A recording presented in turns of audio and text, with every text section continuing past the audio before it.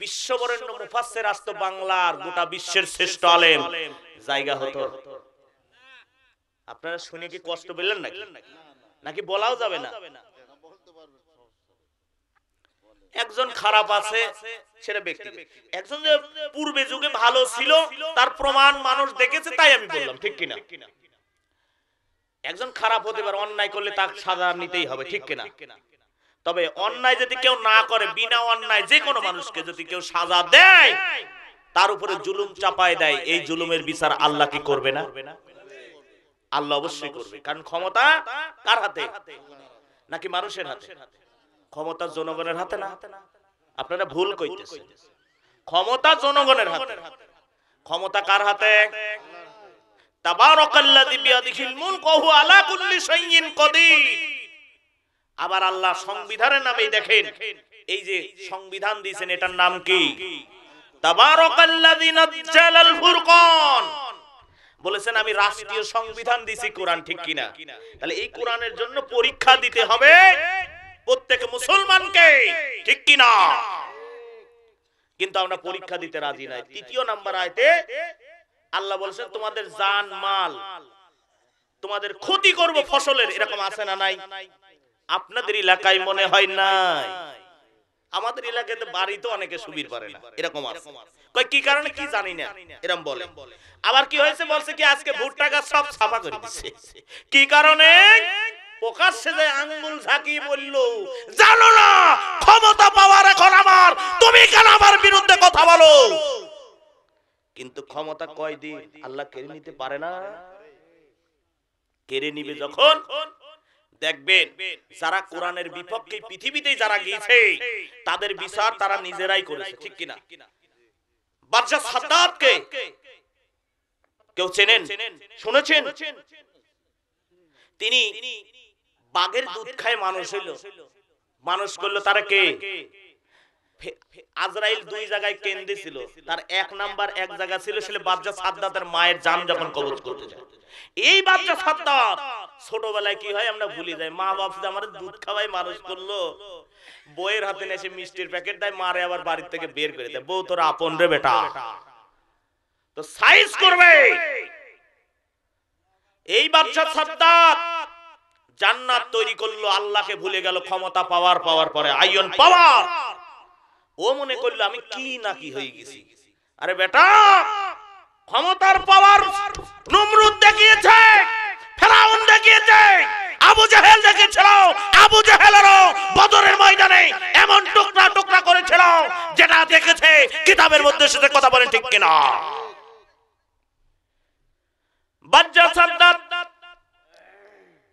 এই বাদশাহ সাদ্দাত যখন মায়ের গর্ভে ছিল, ঘটনাটা সকলের হয়তো জানা থাকতে পারে। দেখেন ক্ষমতা পাইলে মানুষ কি করতে পারে। আর আমার আল্লাহ বলে তোরে পাওয়ার দিলাম, ও টিকটু তোরে মই দিলাম, ওটা দেখ আমি আল্লাহ কি করি। ধরিনি যেদিন ধরব আমি আল্লাহ তোর সাইজ করে ছাড়ব। ইন্না বাদশা রাব্বিকা লাশাদীদ, আমি যেদিন ধরব সেই দিন তোর কাল্লাটা সাইজ করে ছেড়ে দিব। বাদশা সাদ্দাতের মা তাকে পেটে করে একটা ভেলার উপরে ভাসতে ভাসতে গহীন জঙ্গলের পাড়ি দিয়ে নদীর ভিতর দিয়ে যখন ভেসে যায়, বাদশা সাদ্দাত যখন ওই মায়ের গর্ভে থেকে ভূমিষ্ঠ হয়েছে পৃথিবীর জমিনে, পানির ভিতরে, সাগরের ভিতরে, এমন সময় আল্লাহ ডেকে বলেন, এ মালাকুল মউত আজরাইল, জলদি করে যা সাদ্দাতের মায়ের জানটা কবজ করে নে।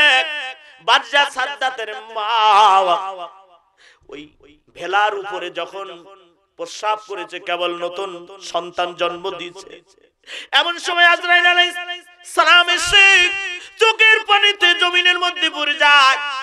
আজরাইল আলাইহিস সালাম কান্দে, আল্লাহ তোমার খেলা বোঝা কঠিন, আল্লাহ তুমি এ কেমন পরীক্ষা নিলা। ওয়ালা নাবলু আন্নাকুম বিশাইইম মিনাল খাউফি ওয়াল জু, আল্লাহ বলেছেন জান মালের ক্ষতি করে আমি আল্লাহ পরীক্ষা করব।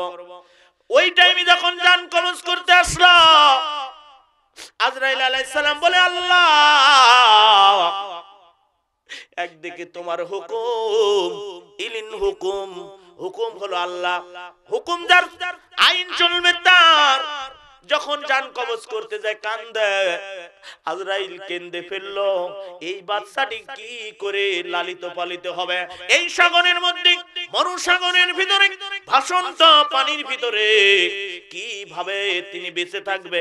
আমার আল্লাহ বলে মিম্মা রাযাকনাকুম ইনফিকুন, আমি আল্লাহ যে রিজিক দিয়েছি তুমি সেই রিজিক থেকে ব্যয় করবা। রিজিকের মালিক হলাম আমি আল্লাহ। আজরাইল জান কবজ করার দায়িত্ব তোমার, তুমি জান কবজ করো। আজরাইল জান কবজ করে নিয়ে চলে যায়। বাচ্চা সাদ্দাদের মায়ের প্রাণ পাখিটা বের হয়ে যায়। এমন সময় ভেলাটা ভাসতে ভাসতে একটা জঙ্গলের কিনারায় এসে দাঁড়ায় গেল। এমন সময় জঙ্গলে একটি রয়্যাল বেঙ্গল টাইগার বড় বাঘ পানি খাওয়ার জন্য ওই জঙ্গলের ভিতর থেকে ওই নদীর ভিতরে, সাগরের ভিতরে কিনারায় যখন চলে যায়, আল্লাহর লীলা খেলা বুঝা বড় দায়। এমন সময় ওই বাঘটি কিতাবের মধ্যে পড়লাম, তাওরাত, ইনজিল, কোরআন মাজিদ, এই আল্লাহ আসমানে 4টা কিতাব দিয়েছেন, পৃথিবীর জমিনে বড় কিতাব। ইনজিল কিতাব দিয়েছেন ঈসা আলাইহিস সালামের উপরে, তাওরাত মুসা আলাইহিস সালামের উপরে, জবুর দাউদ আলাইহিস সালামের উপরে। এই কিতাবের মধ্যে এসেছে কিতাবুল মুকাদ্দাসের মধ্যে পড়লাম। ওই বাচ্চা সাদ্দাত যখন ওই ভেলার উপরে আছে, ওই বাঘটা তাকে ওভারটেক করে সামনের 2 পা বাইরের দিকে দিয়ে পানির ভিতরে নামায়। পানি যখন পান করে, এমন সময় বাচ্চা সাদ্দাত, আল্লাহর কি কুদরতি খেলা, ওই বাচ্চা সাদ্দাত, শিশু বাচ্চা, চোখ ফুটেছে কেবল, তিনি বুঝতে পারে না, জানতে পারে না। ওই বাঘ যখন তার স্থানগুলো তিনিও বাচ্চা প্রস্রাব করেছে, বাঘ ওই সবেমাত্র বাঘও বাচ্চা প্রস্রাব করেছে। বাঘটা যখন চলে যায়, ওই বাঘের স্থানগুলো তার মুখের উপরে পড়ে যায়, ওই দুধগুলা তিনি চুষতে থাকে। বাঘ লক্ষ্য করে দেখতে পায় আমার দুধকে শোষণ করে কে, দহন করে।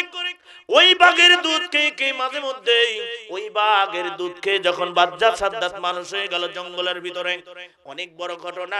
বাচ্চা সাদ্দাত ওই মিশরের জমিনে এক সময় একটা পাওয়ারফুল আল্লাহ ক্ষমতা দিয়ে দিল। এই ক্ষমতা কেমন করে পেল? এত বড় ঘটনা বলা সম্ভব নয়, যে কোনো একটা বিষয় বলা ভালো। বাচ্চা সাদ্দাত এইবার ক্ষমতা পাওয়ার পরে যখন ধন সম্পদের মালিক হয়ে যায়, বাচ্চা সাদ্দাত বলল, আমি আল্লাহ মানি না, রব মানি না, এক রব হলাম আমি হলাম ক্ষমতার মালিক। তাবারাকাল্লাযী বিয়াদিহিল মুলক ওয়া হুয়া আলা কুল্লি শাইইন কাদির। সমস্ত ক্ষমতার মালিক আল্লাহ, সেই আল্লাহকে তিনি ক্যান্সেল করে দিল। বলল জান্নাতের মালিক হব আমি নিজেই একটা জান্নাত তৈরি করব। বাচ্চা সাদ্দাত একটা জান্নাত তৈরি করলো। এই বাচ্চা সাদ্দাত জান্নাত তৈরি করার পরে যখন ওই জান্নাতের ভিতরে বাচ্চা সাদ্দাত প্রবেশ করতে যাবে, উদ্বোধন করতে যাবে, আমাদের দেখবেন সমাজে একটা জিনিস নতুন বাড়ি গাড়ি সব করলো, করার পরে এইবার খবর আসলো বাড়ি উদ্বোধন করার আগে, খাটে ঘুমানোর আগেই স্টক করি শেষ। কারণ কি? আল্লাহ বলে শান শরকত সব দিলাম, আর আমার আল্লাহর অর্থ পায়া ভুলে গেলি, আমি আল্লাহ তোরে ছাড়ব না। বাচ্চা সাদ্দাত যখন উদ্বোধন করতে যায়, তার নিজের জান্নাত যখন উদ্বোধন করার জন্য ঘোড়ার উপরে রওনা দিয়েছে, এইবার যখন এক পা সামনে নামিয়ে দেখ জান্নাতের মধ্যে নামবে, এই জন্য কিতাবের মধ্যে মুফাসসিরগণ বর্ণনা করেছেন কার এক পা জান্নাতে আর এক পা জাহান্নামের ভিতরে, সেটা হলো বাচ্চা সাদ্দাত। তিনি ঘোড়ার উপর থেকে তার নিজের তৈরি করা জান্নাতকে উদ্বোধন করার জন্য কেবল ঘোড়ার গার উপর থেকে এক পা তার জান্নাতে দিয়েছেন, আর এক পা ঘোড়ার পিঠে রয়েছে। এমন সময় আল্লাহ ডেকে বলে যে আজরাইল, ও আজরাইল জলদি করে যা, বাচ্চা সাদ্দাত আমি আল্লাহর রব মানে নাই, আমার হুকুম মানে নাই, যা যা ওই বাচ্চা সাদ্দাতের জানটা আজকে বের করে দে। এইবার আজরাইল আলাইহিস সালাম জান কবজ করতে যখন চলে আসলো, বাদশা সাদ্দাতের জান কবজ করার সময় আজরাইল আলাইহিস সালাম মুস্কি হেসে দেয়। রাইসিন মুফাসসিরিন আব্দুল্লাহ ইবনে আব্বাস রাদিয়াল্লাহু তাআলা আনহু তিনি বর্ণনা করে যায় ওই টাইমে আজরাইল মুস্কি হেসে দিয়েছিল, হেসে বলে আল্লাহ তোমার খেলা বুঝলাম না, তুমি ক্ষমতা দান করে দাও আবার ক্ষমতা কেড়ে নাও। বাদশা সাদ্দাতের প্রাণ পাখি বের হয়ে যায়। ক্ষমতা পাওয়ার পরে, রাষ্ট্র পাওয়ার পরে, সবকিছু পাওয়ার পরে আল্লাহ বলে ধরিনি তোমাকে আমি এত সুন্দর করে ক্ষমতা দিয়ে তুলবো, নির্যাতন জুলুম করবা, আমার মুমিন বান্দাদের পাঠাইছি আমি পরীক্ষা করার জন্য। আমি এদেরকে পরীক্ষা করব। ওয়ালা নাবলুওয়ান্নাকুম বিশাইইন মিনাল খাউফি ওয়াল জু, আমি তাদেরকে জানমাল দিয়েছি পরীক্ষা করার জন্য। আমার মুমিন বান্দাগুলো ঢাল হয়ে ওই তাগুদের বাতিলের বিপক্ষে লড়াই করবে, আর আমি আল্লাহ ওই পরীক্ষা ব্যক্তিদেরকে আমি জান্নাত দিয়া দিব। ফাদখুলি ফি ইবাদি ওয়াদখুলি জান্নাতি। আল্লাহ জান্নাতের শুভ সংবাদ দিয়ে দিলেন। এই জান্নাত জান্নাত নয়, ইয়াগফিরু লাকুম যুনুবাকুম। আল্লাহ এমন একটা জান্নাতের কথা বলেছে যে জান্নাত জীবনে তোমরা চোখে দেখো নাই, যে জান্নাত কোনোদিন কল্পনাও করো নাই। কি জান্নাত? এই জান্নাত এমন একটি জান্নাত, কেউ যদি পৃথিবীর জমিনে একটা বাবুই পাখির বাসার সমতুল্য একটা ঘর বানায়া দেয়, আল্লাহ জান্নাতের মধ্যে তারে একটা ঘর বানায়া দিবে। বলুন সুবহানাল্লাহ। সে আল্লাহর ক্ষমতা আছে না নাই? আমরা সকলে কি পরীক্ষা দেওয়ার জন্য রাজি আছি নাকি? এই জমিনের মধ্যে যদি মুসলমানদেরকে কোন তাগুতি শক্তি আক্রমণ করতে আসে, আমরা কি হাত দিয়ে মুখ দিয়ে হাত দিয়ে না পারলে অন্তর দিয়ে বাধা দিতে পারবো কি পারবো না? নাকি বলবো যা হচ্ছে হয়ে যা বাবা, এখন সব একাকার হয়ে যা, এরকম বলবেন না?